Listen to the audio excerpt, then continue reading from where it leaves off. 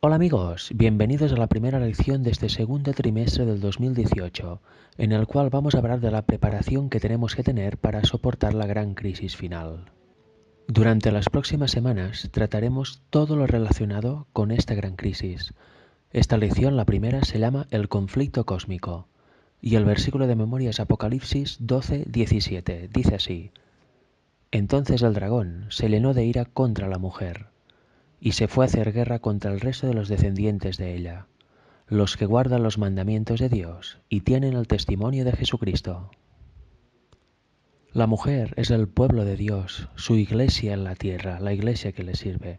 Podéis leer Efesios 5 y tendréis una idea sobre esto que acabo de decir. Aparte, en este versículo que acabamos de leer ya nos lo dice. El resto de la descendencia de esta mujer, ¿quiénes son? Los que guardan los mandamientos de Dios y tienen el testimonio de Jesucristo. Por tanto, inevitablemente son personas. Durante esta semana, para iniciar, vamos a tratar sobre el origen del mal, dónde empezó, en quién empezó y cómo entró en la tierra. Aparte, luego trataremos algunos temas colaterales respecto a esto. El origen del mal, el origen del pecado realmente no tiene explicación. Es una anomalía que se ha originado en la perfecta creación de Dios. Recordemos que Dios es un ser perfecto, es un ser santo, es un ser puro, no hay mancha en él, y todo lo que hace lo hace bueno y lo hace perfecto. Por tanto, esta anomalía es realmente inexplicable. ¿Por qué se originó esta envidia en Lucifer, el tercer ser en rango en el cielo? Eso sí, ser creado, el primer ser creado, el ser creado más excelso del cielo.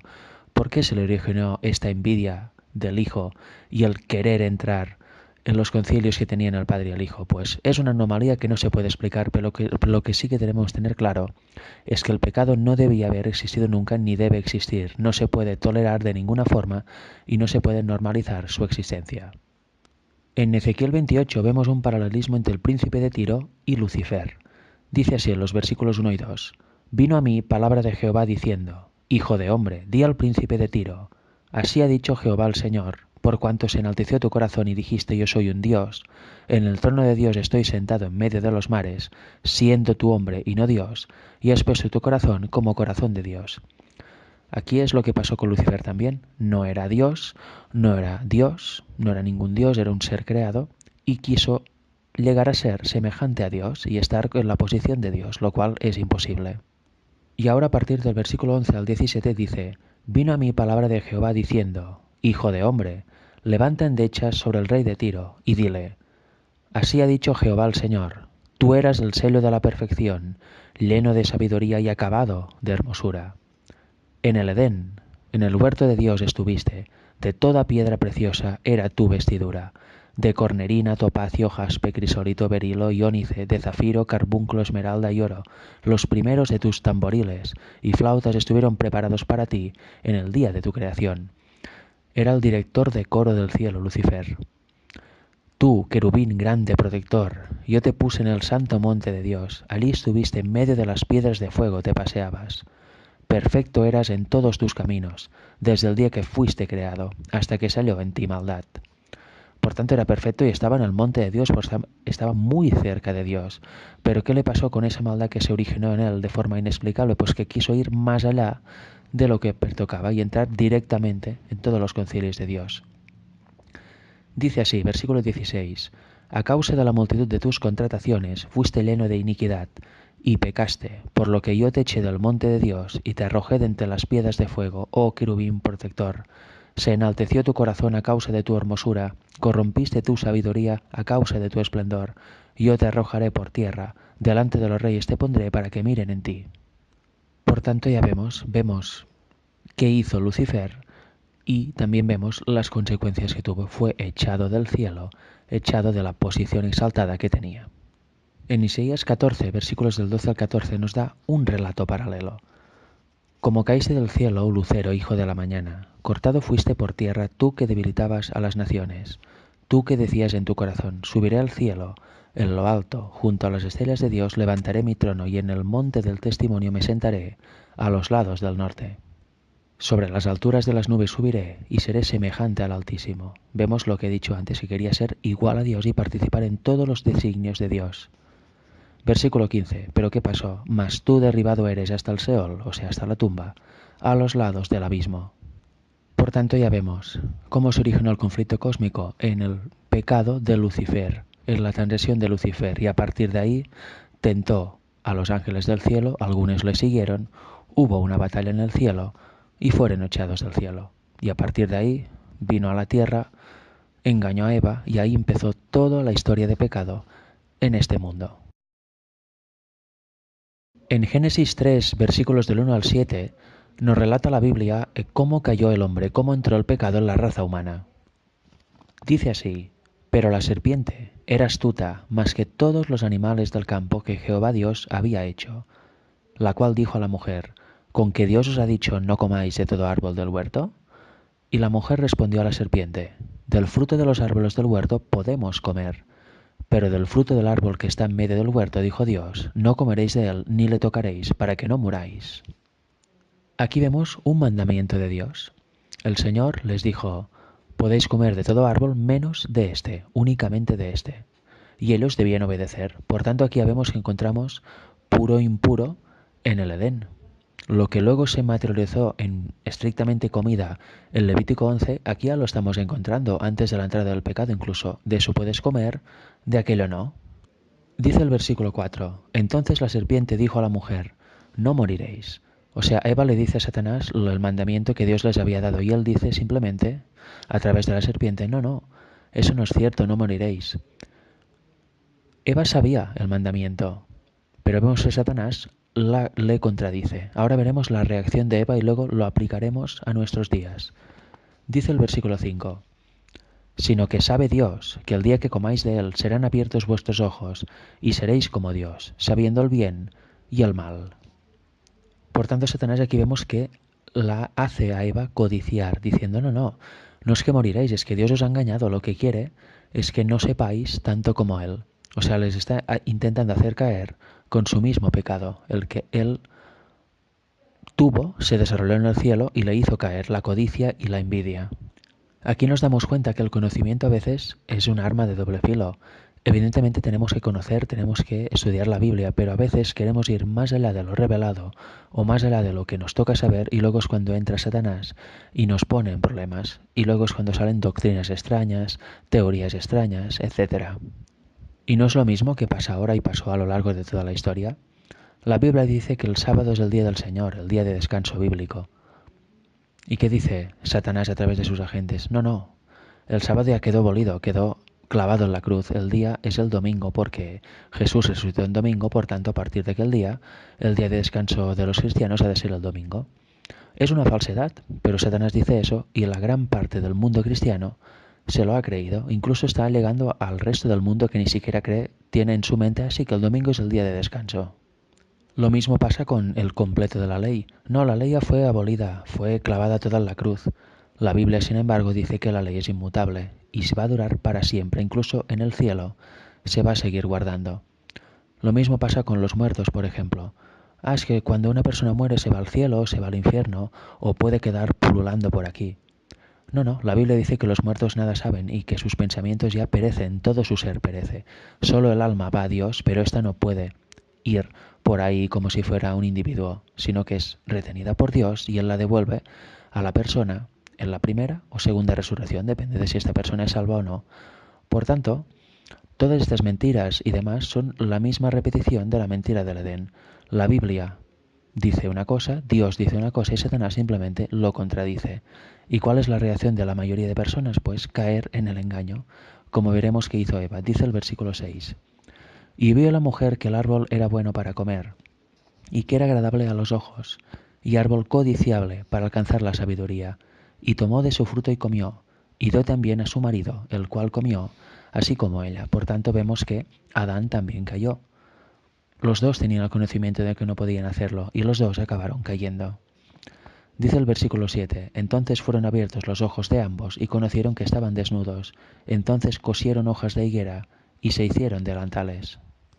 En este relato vemos que lo que debemos hacer, aparte de conocer lo que está bien, lo que está mal, lo que es pecado y lo que no es pecado, sobre todo debemos obedecer los mandamientos de Dios. No solo tener un conocimiento teórico, un conocimiento intelectual, sino que debemos hacerlo parte de nuestra vida, debemos hacer de la ley parte de nuestra vida porque es nuestro espejo y debemos obedecer todos sus preceptos. Eso es lo que provoca tener una fe genuina. Porque si solo somos conocedores teóricos y no aplicamos lo que conocemos de nuestra vida, de nada nos sirve. Vamos a sucumbir a los engaños de Satanás y al final vamos a perder la vida eterna. Cuando se originó el mal en Lucifer, él trasladó su malestar a los ángeles y consiguió arrastrar tras de él a muchos. Cuando tuvo ya un buen ejército detrás suyo, se rebeló contra el gobierno de Dios y eso provocó una conflagración general en el cielo. Este y sus ángeles perdieron y fueron expulsados del cielo y luego vinieron a la tierra. Y desde el momento en que la primera pareja pecó en el Edén, empezó el gran conflicto aquí en la tierra y se puso en marcha el plan de redención que tiene que culminar con la segunda venida de Cristo en las nubes. Hoy vamos a leer el capítulo 12 de Apocalipsis, no sé si entero, pero vamos a leer bastantes partes y vamos a comentar algunos versículos, porque aquí es donde se nos narra esta guerra en el cielo y cómo pasó luego a la tierra. Dice así el versículo 1 del capítulo 12. Apareció en el cielo una gran señal, una mujer vestida del sol, con la luna debajo de sus pies, y sobre su cabeza una corona de 12 estrellas. Y estando encinta, clamaba con dolores de parto, en la angustia del alumbramiento. También apareció otra señal en el cielo.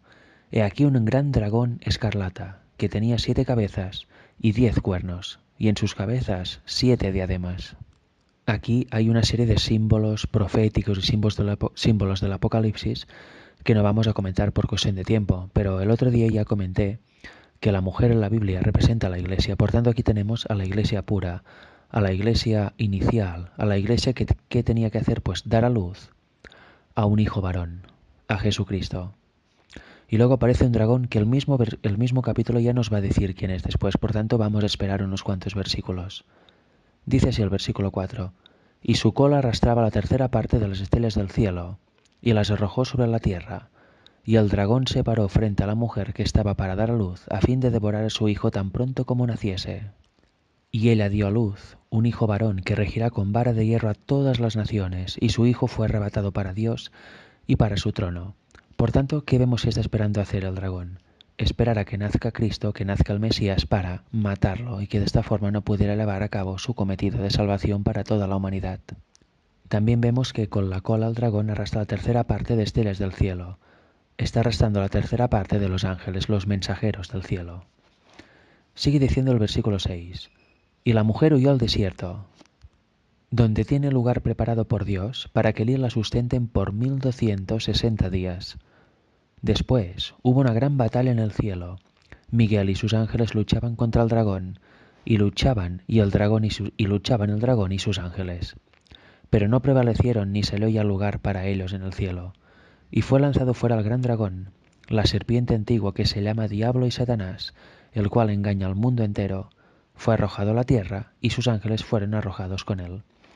Por tanto, aquí vemos quién es el dragón. Es Satanás, era el que antes era Lucifer. ¿Y con quién fue arrojado? Con sus ángeles, por tanto con la tercera parte de los ángeles, como hemos leído antes. Luego nos sigue diciendo el versículo 10 y 11. Entonces oí una gran voz en el cielo que decía, ahora ha venido la salvación, el poder y el reino de nuestro Dios, y la autoridad de su Cristo, porque ha sido lanzado fuera el acusador de nuestros hermanos, el que los acusaba delante de nuestro Dios día y noche. Y ellos le han vencido por medio de la sangre del Cordero, y de la palabra del testimonio de ellos, y menospreciaron sus vidas hasta la muerte. Aquí nos cuenta el medio por el cual podemos ser victoriosos, y es por medio de la sangre del sacrificio de Cristo. Sigue diciendo el versículo 12, por lo cual alegraos cielos, y los que moráis en ellos, ay de los moradores de la tierra y del mar, porque el diablo ha descendido a vosotros con gran ira, sabiendo que tiene poco tiempo. Por tanto, aquí estamos en la tierra. Y cuando vio el dragón, que había sido arrojado a la tierra, persiguió a la mujer, que había dado luz al hijo varón. O sea, ¿quién persiguió? Persiguió a la iglesia. Y se le dieron, a la mujer las 2 alas de la gran águila, para que volase de delante de la serpiente al desierto, a su lugar, donde es sustentada por un tiempo y tiempos y la mitad de un tiempo. Ya nos lo dijo en unos versículos antes, fue sustentada la iglesia por 1260 años. Y sigue diciendo el versículo 15, y la serpiente arrojó de su boca tras la mujer agua como un río, para que fuese arrastrada por el río, por tanto que empujó detrás muchedumbres, un montón de ataques contra esta iglesia para destruirla. Pero la tierra ayudó a la mujer, pues la tierra abrió su boca y tragó el río, que el dragón había echado de su boca. Por tanto, todos estos ataques de Satanás hacia la iglesia nunca acabaron de fructificar. Consiguió grandes objetivos, hubo muchas muertes, pero nunca consiguió eliminarla del todo. Recordemos el dominio papal de 1260 años. Hubo la Inquisición, hubo un montón de mártires, un montón de muertes, pero ni así se pudo destruir a la iglesia verdadera. Y de hecho, de ahí salió la Reforma, y fue una nueva luz que brilló ante tanta oscuridad papal. Y finalmente dice el versículo 17, entonces el dragón se llenó de ira contra la mujer, o sea, contra la iglesia, y se fue a hacer guerra contra el resto de la descendencia de ella, los que guardan los mandamientos de Dios y tienen el testimonio de Jesucristo. Por tanto, ahora estamos aquí también.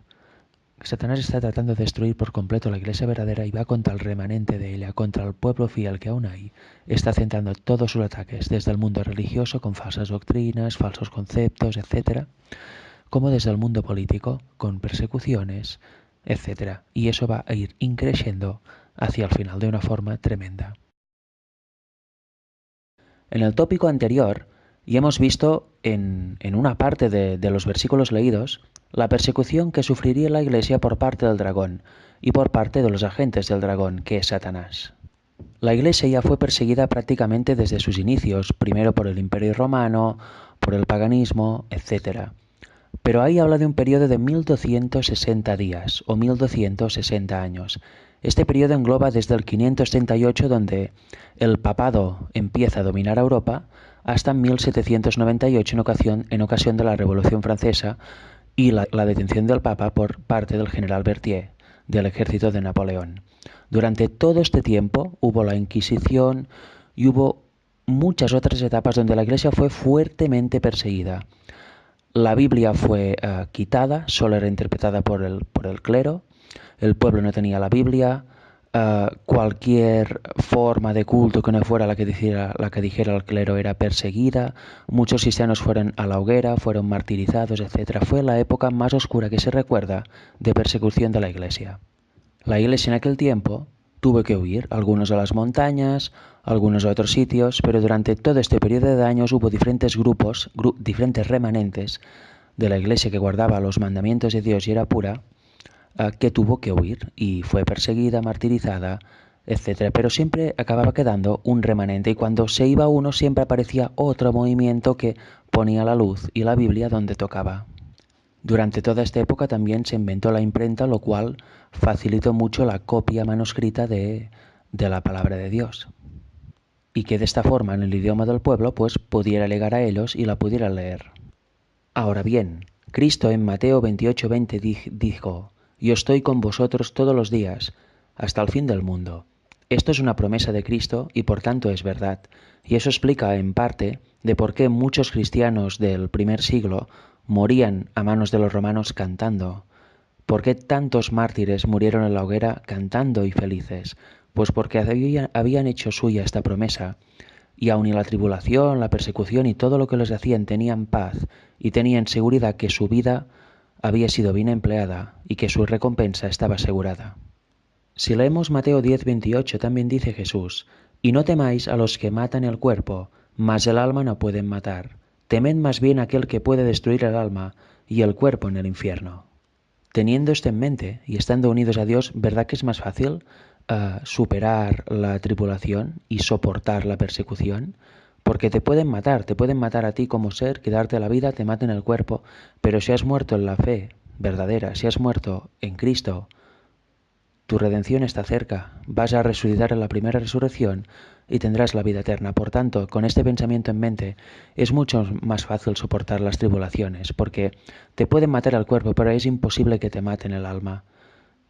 Tu querer, tu hacer, tu elección, depende de ti. Si te has unido a Dios, Él actuará en ti, su querer y su hacer, y al final serás salvo. Si has tenido una vida donde has rechazado los mandamientos de Dios y no has andado conforme a lo que Dios quiere, pues luego sí que debes preocuparte, porque cuando mueras, sea por que te maten o por muerte natural, no vas a tener la salvación. y habrás desperdiciado tu vida.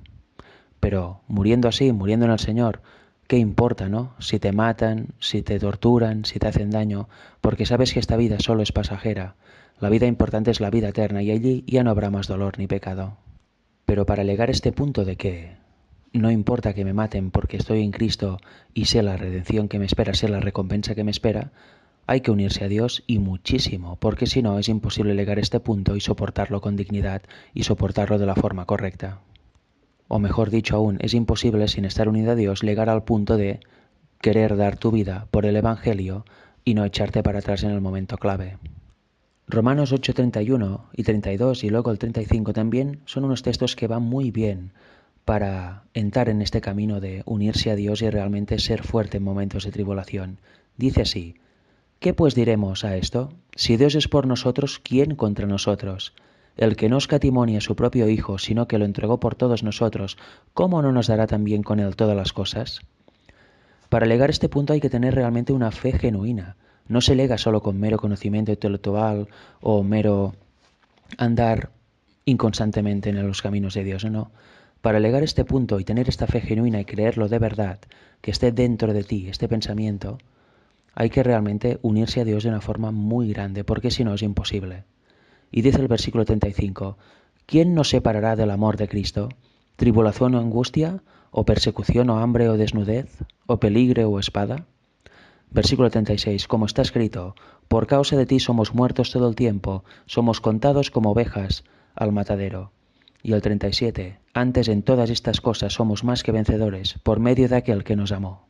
Y versículos 38 y 39, por lo cual estoy seguro de que ni la muerte, ni la vida, ni ángeles, ni principados, ni potestades, ni lo presente, ni lo porvenir, ni lo alto, ni lo profundo, ni ninguna otra cosa creada, nos podrá separar del amor de Dios que es en Cristo Jesús, Señor nuestro.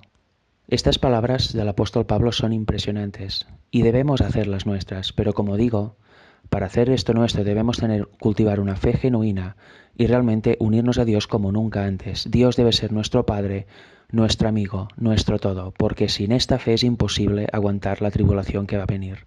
Será realmente dura, será como nunca ha sucedido en el mundo y debemos soportarla para ser salvos. Si no, lo más fácil será ir al bando enemigo. Y eso quizá traerá paz en aquellos momentos, pero lo que traerá en el futuro es muerte eterna. Y eso sí que realmente sería nefasto para la vida de uno. Debemos aprender a tener más en cuenta la vida eterna, la vida futura, las cosas espirituales, lo que no vemos, que lo que vemos y es tan terrenal. Porque si nos fijamos más en lo de esta tierra y en nuestro yo, vamos a sucumbir. Si nos fijamos más en Cristo y en sus promesas, vamos a salir victoriosos. De este tema hablamos amplia y profundamente en las lecciones de escuela sabática sobre el libro de Romanos, Salvación por la Fe, y en las lecciones de escuela sabática donde analizamos el libro de Gálatas. Durante estos 6 meses analizamos en profundidad el tema de la justificación por la fe y la relación que hay entre la ley y el Evangelio. Os recomiendo repasar todos aquellos temas, junto con otros obviamente, buscados por vuestra propia cuenta para entender realmente la relación íntima y profunda que hay entre la ley y el Evangelio, los cuales son inseparables. Apocalipsis 14:12 es un versículo que explica esto de una forma maravillosa. Dice así: aquí está la paciencia de los santos, los que guardan los mandamientos de Dios y la fe de Jesús. ¿Qué características tienen los santos? Pues guardan los mandamientos, por tanto guardan la ley, dicen que sigue vigente y la guardan de corazón, no dicen que está anulada, y aparte tienen la fe de Jesús, por tanto atesoran en sí la justicia de Jesucristo. En Jeremías 44:23 vemos una consecuencia de no obedecer la ley de Jehová, ni de escuchar su voz. Dice así: porque ofrecisteis incienso y pecasteis contra Jehová, y no obedecisteis a la voz de Jehová, ni anduvisteis en su ley, ni en sus estatutos, ni en sus testimonios. Por tanto ha venido sobre vosotros este mal como hasta hoy. La consecuencia directa de no obedecer los mandamientos de Jehová, de no caminar en su ley, de no aceptar su justicia, es maldición obviamente, porque nosotros mismos elegimos ponernos fuera del alcance de Jehová. Nosotros mismos elegimos ponernos en el camino ancho de Satanás. La ley, como ya vimos en las lecciones que he comentado antes, es nuestro espejo. Reflejándonos en ella vemos lo que hacemos mal y por tanto nos permite ir a Cristo para que por su justicia podamos ser limpiados de esto y podamos cambiar nuestras vidas a semejanza de la suya. Dice así Romanos 7:7. ¿Qué diremos, pues? ¿La ley es pecado? En ninguna manera. Pero yo no conocí el pecado sino por la ley, porque tampoco conociera la codicia si la ley no dijera no codiciarás. Obviamente, si en la ley vemos, por ejemplo, no codiciarás, no matarás, guardarás el sábado, si no hacemos esto, obviamente, reflejándonos en la ley, vemos que estamos haciendo algo mal. Si lo cumplimos, vemos que estamos en el camino correcto. Si no existiera una ley, si la ley hubiera dejado de ser vigente, ¿con qué razón seríamos juzgados al fin del tiempo? ¿Con qué ley? ¿Os dais cuenta del sinsentido de pensar que la ley está abolida? ¿Y cómo somos salvos? Pues Romanos 3 del 21 al 26 nos da una idea. Somos salvos por la justicia de Cristo, por los méritos de Cristo, por su sangre. Dice así, el versículo 21, pero ahora, aparte de la ley, se ha manifestado la justicia de Dios, testificada por la ley y por los profetas. La justicia de Dios por medio de la fe en Jesucristo, para todos los que creen en Él, porque no hay diferencia. Por cuanto todos pecaron y están destituidos de la gloria de Dios, siendo justificados gratuitamente por su gracia, mediante la redención que es en Cristo Jesús. Por tanto, gracias al sacrificio de Cristo, Dios nos imputa la justicia de Cristo gratuitamente. Ahora nosotros debemos aceptarla y caminar por donde Jesús anduvo para que el mismo Dios nos imparta su justicia. Esta justicia impartida, si andamos en ella, determinará si somos aptos para el cielo o no. Ya vemos la relación entre la ley y el Evangelio, un tema muy profundo, muy extenso, muy amplio, que es de gran bendición estudiar, porque si se estudia, se entiende y se aplica a nuestra vida, realmente iremos por el camino correcto y seremos aptos para la salvación. Realmente guardaremos de corazón los mandamientos y quitaremos de nosotros toda idea errónea, toda doctrina errónea que vaya en pos de no tener que guardar la ley o de considerar la ley algo antiguo que ya no cuenta a partir del sacrificio de Cristo. Para finalizar la lección de esta semana, vamos a leer unos cuantos párrafos del capítulo 30 del Conflicto de los Siglos, titulado El origen del mal y del dolor, porque veremos un poquito las estratagemas de Satanás para engañar a los ángeles y que son exactamente las mismas que usa para engañarnos a nosotros. En la página 547, párrafo 2 dice: Como la ley de amor era el fundamento del gobierno de Dios, la dicha de todos los seres creados dependía de su perfecta armonía con los grandes principios de justicia. Dios quiere que todas sus criaturas le rindan un servicio de amor y un homenaje que provenga de la apreciación inteligente de su carácter. Por tanto, ¿qué vemos aquí? El amor, como dice la Biblia, es la base de la ley y el amor es el motor que lo mueve todo. Y también que dice que cuando está esto hay perfecta armonía y aparte dice que Dios quiere que sus criaturas no sean robots, sino que han de servirle inteligentemente, siendo conscientes de lo que hacen y queriendo hacerlo, porque si no seríamos como autómatas dominados por un dictador, y no es para nada así. Sigue diciendo la cita: no le agrada la sumisión forzosa y da a todos libertad para que le sirvan voluntariamente. Y esta es la base del verdadero amor. La libertad, si hay coacción, ya no hay amor. Sigue diciendo ya en el párrafo 3 de la página 547. Leeremos solo una parte de este párrafo. Pero hubo un ser que prefirió pervertir esta libertad. El pecado nació en aquel que después de Cristo había sido el más honrado por Dios y el más exaltado en honor y en gloria entre los habitantes del cielo. Aquí tenemos a Lucifer, que luego pasó a ser Satanás. Lucifer era el ser creado más exaltado, porque recordemos que Cristo evidentemente no es creado. Lucifer era el tercer en rango en el cielo y era el primer ser creado más exaltado, más importante. Y en él se despertó la rebelión, se despertó el pecado, se despertó el mal. ¿Y cómo hacía Satanás en el cielo para pervertir la opinión de los ángeles y para distorsionar la imagen de Dios? Pues lo mismo que hace ahora. Él no ha cambiado para nada su práctica. Dice así en la página 550, párrafo 1, hacia el final de este párrafo: todo lo sencillo lo envolvía en misterio, y valiéndose de artera perversión, hacían hacer dudas respecto a las declaraciones más terminantes de Jehová. Su posición elevada y su estrecha relación con la administración divina daban mayor fuerza a sus representaciones, y muchos ángeles fueron inducidos a unirse con él en su rebelión contra la autoridad celestial. Ya vemos, ¿qué hizo? Pues poner dudas con respecto a declaraciones clarísimas que hacía Dios.